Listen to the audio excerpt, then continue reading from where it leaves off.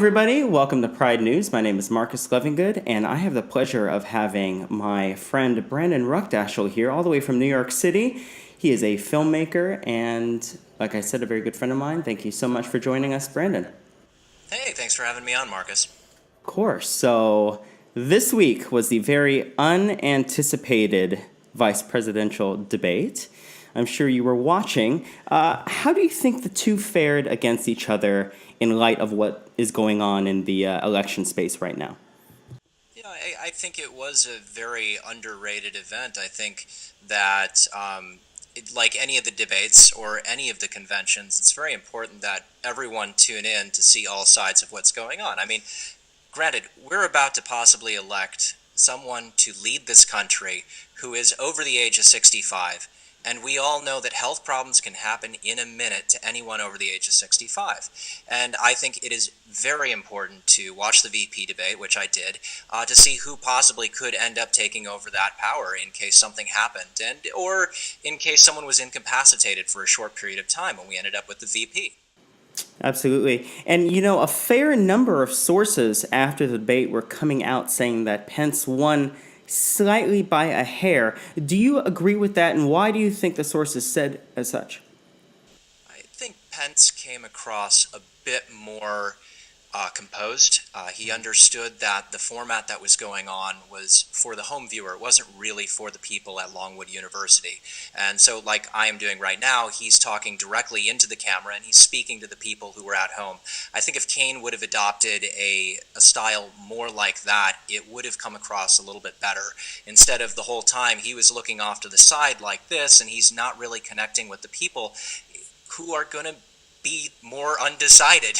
You know, there are probably undecided people who are at Longwood, but chances are there's a much larger group of people who are undecided back at the home audience, and you need to connect with them. Yeah, absolutely. I do believe that a lot of the sources were saying that it seemed like the roles switched. Clinton was very calm and collected at the first presidential debate, and Donald Trump seemed to have been a little bit more punchy, and it seemed like the opposite was happening in this debate. What do you think about that? I think Kane was very, very punchy. And I think that, again, really the issues that matter to everyone got totally glossed over, and instead it turned into a sling fest where they were slinging things back and forth at each other. Pence with his continued, you guys have been running a rude and insulting campaign, and Kane, you know, pointing out the misogyny and everything else that's been going on, instead of discussing what all of us want to hear them discuss, which is the issues, things like, you know, college education. How are people going to pay for college education? How are people going to get health care? What are you going to do? If you're really going to be giving us Trump care, what are you going to give me? Like a gold-plated letter that says, look, it's now called Trump care, you know? I keep joking that he's already picked out his 14-karat gold toilet seats for the White House. I mean, wouldn't that be something? But it did seem like Tim Kaine's arguments were fact-based. They had a lot of merit in back of them. They were actually using Donald Trump's own words. And it did seem like Mike Pence was just denying everything that Donald Trump was saying that we actually have on tape. Do you think that that is something that viewers were taking into account? And is that going to hurt either one of them or either one of their candidates? You know, to be honest, Marcus, if people were running on facts, George Bush would have never been the president for 8 years. I mean, seriously, if facts really mattered so much within an election, then the at-home viewer would be voting for the people with the most facts, who could be fact-checked by the most fact-checkers. But even the TV networks refuse to do fact-checks because they know no one cares, and that is a problem. That is a really big problem. Right. People should be caring about the facts, which really is what really matters here. So let's shift over to some LGBT issues, of course. We both know Governor Pence has a terrible record on LGBT issues during his tenure as governor of Indiana. Do you see him as a 2020 contender, and should the gay community really be paying attention to him? You know, a lot of things can happen in 4 years' time. Is Pence a 2020 contender? I'm not sure. Although he's collected and he has a very good delivery, he's still not the showman. And let's face it, you need someone at the top of the ticket who is the showman or showwoman. I don't think the GOP has anyone. I think that there is a stronger likelihood that Ivanka would run than they would have Pence. But I don't think there's anyone. And I know there weren't a lot of people who watched the Republican convention, but I think we kind of have to hand it just a little bit to Trump when we've got Republicans applauding for LGBT rights and against bullying. And now whether this actually comes together into something in which there's a change, let's face it, something that would really help the LGBT community is if the fundamentalist Christians didn't have the power within a political party that they have been practicing for the last, I don't know, I guess you could count Reagan in on it, so since the 80s, 35, 40 years. And I think we're starting to see that their death grip on the Republican Party is starting to slide. And the minute he announced, he stood for LGBT rights, Giuliani got onto Fox News and said it's about time. And, I think everyone can agree it's about time we just treated people decently, and we didn't have to argue about rights. We gave people rights. I hoped that was the case, but that's not the case. And we know that Mike Pence had a very, very big platform the other night, and let's just hope that doesn't continue, because that would be terrible for the gay community. Now, final thoughts on Hillary's battle to win the White House in November. Nate Silver has recently shown Hillary Clinton polling at 75%, a win on November 8th. Do you think that's accurate? And what does she still need to do to ensure that she's going to win the White House in November? At this point, I think 95% of people have already made up their minds. I think we saw this a lot during the primaries when we had Bernie and we had Hillary, and we had a lot of people who said, well, I could maybe vote for Bernie. I don't know, I'm undecided. And then 2 weeks later, they're completely 150% Clinton. We had a lot of people who I don't think really listened to Bernie or gave him a shot. And I think a lot of people still had a lot of excitement left over from 2008 when Hillary ran the first time. And I think that's fair. They have a cult of personality. That's the Clintons. Let's face it, we all did pretty decently in the 90s. Right. I have some fond memories from the 90s. Sure, of course. Yes, we were fairly young in the 90s, but it was a fairly good time.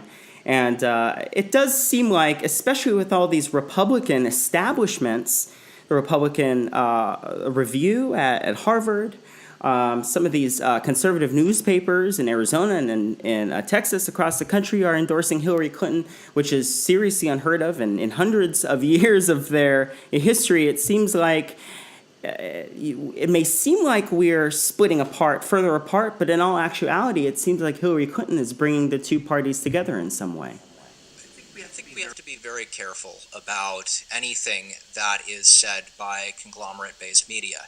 I'm not going to use mainstream media as the term, but I think we have to be very careful when we are taking as fact media sources where you can go across the country and local TV stations all have the same intro lines for the same stories over and over again, where we have newspapers who own radio stations that own television stations. We don't have a lot of alternate voices that are supported by money. Let's face it. Most markets across America have media from 6 large media agencies, and this was brought about during the Clinton presidency in the 90s. They did away with the antitrust regulations, the FCC, that allowed these publications to buy up other media within their own markets. I think this is a bad thing. I think we have to be very careful, and I think that as a country we are fairly careful, and we do hear what these people are saying and understand that Jeff Bezos owns the Washington Post. we understand that when these people speak, that they have their own motivations. They're not really journalists, they're media. And if they were journalists, we wouldn't have to deal with Kim Kardashian 24/7. Seriously? Please, can we be done with her? Please. All right. Well, now let's get away from politics, as we've already have, since we're now talking about Kim Kardashian. So you are starring in a movie right now that is in the festival circuit. It is called Grindr, Grindr, and it is going to be in the Twin Cities Film Festival this October. So talk to us a little bit about your movie and why we should go and see it.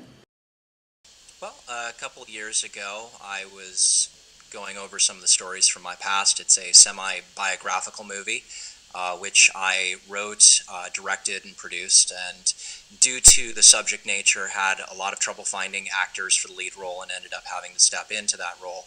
Thankfully, I have quite a bit of television and film experience that backed me up and allowed me to do it. It's not something I would suggest for someone to do, especially on a low budget. You know, when you don't have a first AD and you have to split your hat and you say, you know, we can't get the next shot, we need to move on. It's a very difficult experience. It was a great time. We have a great cast and crew. Grindr, it's a story about a young man who is seeking fame. He's coming out of an abusive home in the suburbs, and he finds a agent online. And the agent convinces him to come into New York City and eventually convinces him to stay with him. And it follows along a storyline that is common amongst young performers, where they get taken in by someone. And in this case, it ends up into a very dark story. It's a psychological thriller. Wow, very interesting. And so this movie is in the film festival circuit right now. When can viewers at home watch this, and where can they watch this once it's out of the circuit? That is always such a loaded question. Because it takes approximately 2 years after you finish post-production to get into festivals, get through the festival circuit. Myself and my production team have the hopes that it will get picked up by a distributor, but we also live in the 21st century, and there's Vimeo On Demand, there's Amazon Prime, there's Netflix. And a lot of these places are very easily accessible, especially gay community-wise. TLA Gay is a on-demand service that TLA does, and Wolf Video also does their own VOD. Both are fantastic distributors who I know Derek Curl over at TLA, and they've done a great job of, really fostering a generation of filmmakers.